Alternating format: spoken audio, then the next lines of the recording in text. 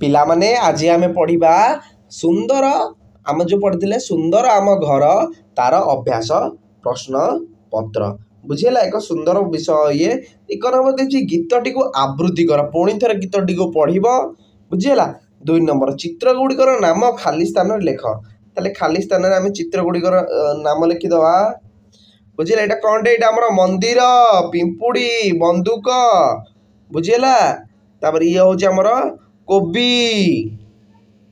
है ये हूँ आमर आसन आसन जो आम जगन्नाथ ये आसन हो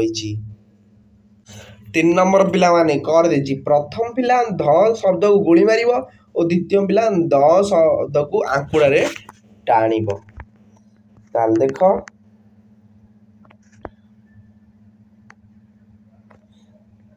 ताले प्रथम आम गोली मारिबा बुझीला क्या ध को ताले बंध बंध को गोली मारले तापरे कांध को गोली मारले है 15 नुह 15 द एपट रोचे केवल आम ध को रंधाशाल एति को आम गोली मारले तापर आंकुड़ा क्या टाणीबा टाणीबा कांदणा सुंदर आउ सेतिकी बुझेला आउ ये आउ ये ध शब्द को कौन कर गोली मार बांधव को गोली मार अंधार को गोली मार गंध को गोली मार रजनी गंधा को गोली मार ये क्या टाणब सिंदूर पंदर बंदर फांद तापरे खरे आमको देला ऊपर अक्षर को नहीं शब्द गढ़ा जेपरी चौकी बंधु है ये सब अक्षर देती आम सब देख सी गढ़ी चौकी बुझेगा आम शब्द गढ़ मंदार है मंदार बुझेगा आउ कौन हम कोबी है कोबी तापर आउ हम बंधु बंधु आहरी हम बंधा कोबी ये बंधा कोबी आउ कौन हम देखिए कहला पिला माने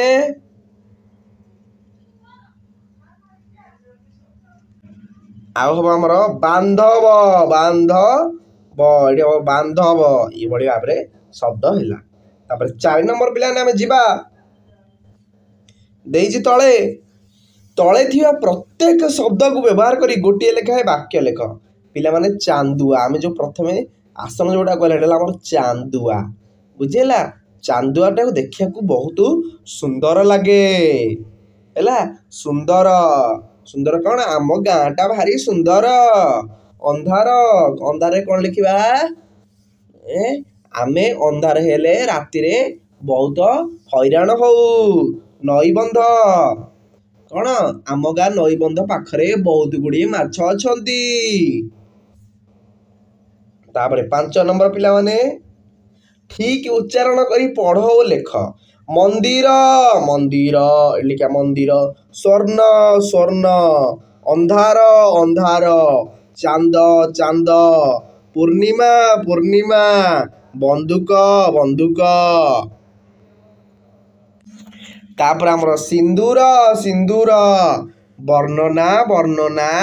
बंध बंध चंदन चंदन कदली कांधी कदली कांधी तापर 6 नंबर पिला माने धंदा को पढ़ कुह आकु पढ़ा मो मुह चाहिए तो मुह दिसे गाँ सहर रे सबुठी मिले मोरी भितरे करे मु बंदी जगत जाक को पारई बांधी ये कौन हम ये दर्पण तापर 7 नंबर पिला माने 2 छवि कौन सब अलग देखुच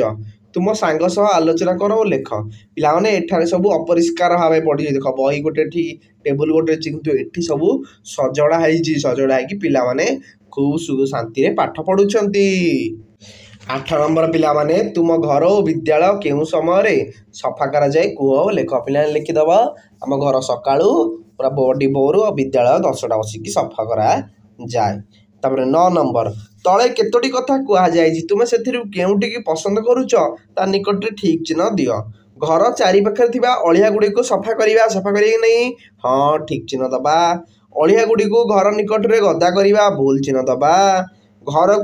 ଘରଠାରୁ ଦୂରରେ ଅଳିଆ ଗୁଡ଼ିକୁ ପୋତି ଦେବା ଠିକ୍ ଚିହ୍ନ ଦେବା। ଅଳିଆ ଗୁଡ଼ିକୁ ରାସ୍ତାରେ ଫୋପାଡ଼ି ଦେବା ଭୁଲ ଚିହ୍ନ। ତାପରେ 10 ନମ୍ବର ପିଲାମାନେ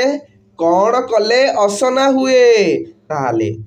ଘର ଭିତରେ ଜିନିଷ ସଜାଡ଼ି ନ ରଖିଲେ ଅସନା ହୁଏ କି ନାହିଁ? ଅସନା ହୁଏ ହେଲା। ତାପରେ ଖାଇକି ବାସନ ହେରିକା ନ ଧୋଇଲେ ଆମର ଅସନା ହୁଏ ହେଲା। ଆମ ଡ୍ରେସ୍ ପତ୍ର ସଫା ନ କଲେ ଅସନା ହୁଏ ହେଲା। ଘର ଚାରିପାଖରେ ବାହାରେ ଅଳିଆ ପକାଇଲେ ଅସନା ହୁଏ ଏଇସବୁ। ତାପରେ ଘର ଓ ଘର ଚାରିପାଖ ଅସନା ହେଲେ ତୁମର କ'ଣ କ୍ଷତି ହେବ? ବହୁତ ଗୁଡ଼ିଏ ମଶା ସେଠି ଜନ୍ମ ହେବ, ମାଛି ଜନ୍ମ ହେବ ଏବଂ ଆମ ଖାଇବାରେ ଆସିକି ବସିବେ, ଆମକୁ ମଶା କାମୁଡ଼ିବ, ଆମ ଶରୀର ବହୁତ ଗୁଡ଼ିଏ ରୋଗାକ୍ରାନ୍ତ ହେଇଯିବ। ତୁମେ କଦଳୀ ଖାଇ ସାରିବା ପରେ ଚୋପାକୁ କେଉଁଠି ପକାଇବ? ଆମ ଡଷ୍ଟବିନ୍ରେ ପକାଇବା। ବୁଝିହେଲା?